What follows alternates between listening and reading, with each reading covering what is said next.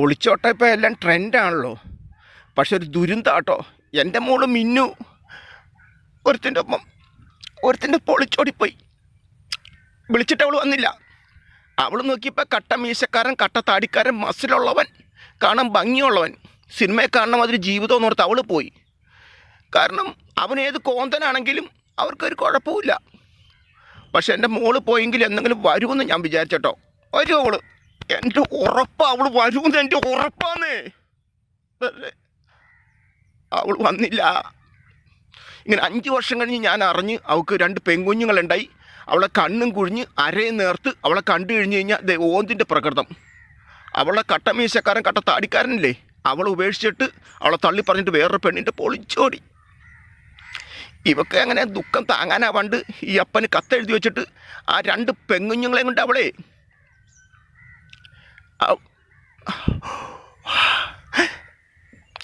2 പെൺകുഞ്ഞുങ്ങളെ കൊണ്ട് ആത്മഹത്യ ചെയ്തിട്ടോ. എൻ്റെ ദൈവം, എന്തിനാ ഈ അപ്പന്മാർക്ക് ഇങ്ങനെ ദുരന്തം കൊടുക്കണേ? എനിക്ക് താങ്ങാനാവാത്ത വിഷമം എൻ്റെ ദൈവമേ, സഹിക്കാൻ പറ്റുന്നില്ല. ആർക്കും ഇങ്ങനെ വരല്ലേ. അവൾ കത്തിനകത്ത് എന്താ എഴുതി വെച്ചതെന്നറിയാമോ? ഈ ദുരന്തത്തിന് ആർക്കും പങ്കില്ല. അപ്പനെ അമ്മേനെയൊക്കെ ധിക്കരിച്ചു പോണ പല പെമ്മക്കളും കാക്കക്കാരയിലും കഴുകാൻ കാലിലും പരുന്ന് കാലിലൊക്കെ പറ്റിപ്പോട്ടുള്ളൂ. എനിക്കും അത് സംഭവിച്ചു. അന്ന് എനിക്ക് 18 വയസ്സായിരുന്നു. കുടുംബജീവിതം, ദാമ്പത്യ ജീവിതം എന്ന് പറഞ്ഞാൽ ദുഃഖങ്ങളും ദുരിതങ്ങളും കല്ലും മുള്ളും നിറഞ്ഞത്, വേദനകളും യാതനകളും നിറഞ്ഞതൊന്നും എനിക്കറിയില്ല. അപ്പൻ ഞങ്ങൾക്ക് സുഖങ്ങളും സന്തോഷങ്ങളും മാത്രമല്ലേ തന്നിട്ടുള്ളൂ.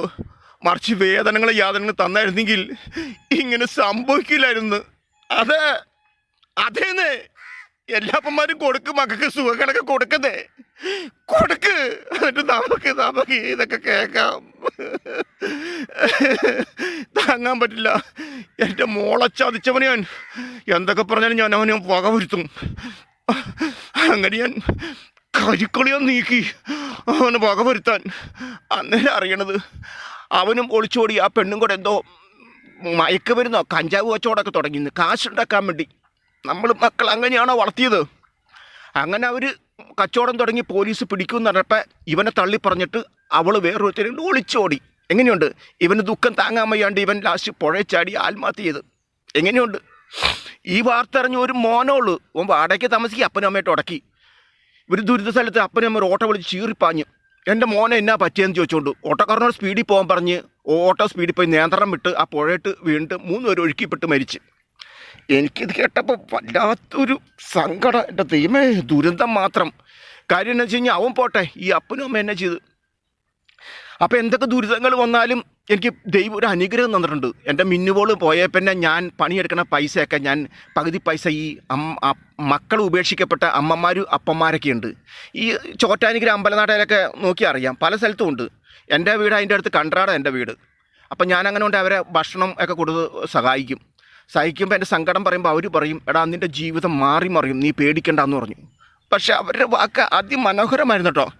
എൻ്റെ ജീവിതം മാറി മറിഞ്ഞു. എനിക്കങ്ങനെ 46-ാം വയസ്സിൽ എനിക്കൊരു മോള് ജനിച്ച് സന്തോഷമുണ്ട്, ചെറിയ ദുഃഖമുണ്ട്. എന്നാ കുലുമാല അഞ്ഞ് അടുത്തത് നമുക്കറിയില്ലോ. ഇപ്പം കുഴപ്പമില്ല കേട്ടോ. ഇപ്പം എനിക്ക് ഭയങ്കര സന്തോഷമാണ്. എൻ്റെ മോൾ ഇതാണ് ഇപ്പോൾ അവൾ പഠിക്കണം, 1ൽ അവൾ പഠിക്കണേ. അവളൊരു മറിയം ഏഞ്ചൽ എന്നാണ്. അപ്പം അവൾക്ക് പഠിത്തമില്ലാത്തപ്പോൾ ഇവൾ ഞാൻ പണിക്ക് പോകണം എൻ്റെ പുറകെ പോരും. അപ്പം ഞാൻ എന്തിനാ മോളെ പോനെന്ന് ഞാൻ ചോദിക്കും. അന്നേരം അവൾ പറഞ്ഞ് വാക്കാറുമോ, അപ്പൻ്റെ അമ്മയുടെയൊക്കെ ദുരിതങ്ങളും ദുഃഖങ്ങളും പ്രയാസങ്ങളെ കണ്ടേ മക്കൾ പഠിക്കണം, അതാണ് ഞാൻ വന്നത്.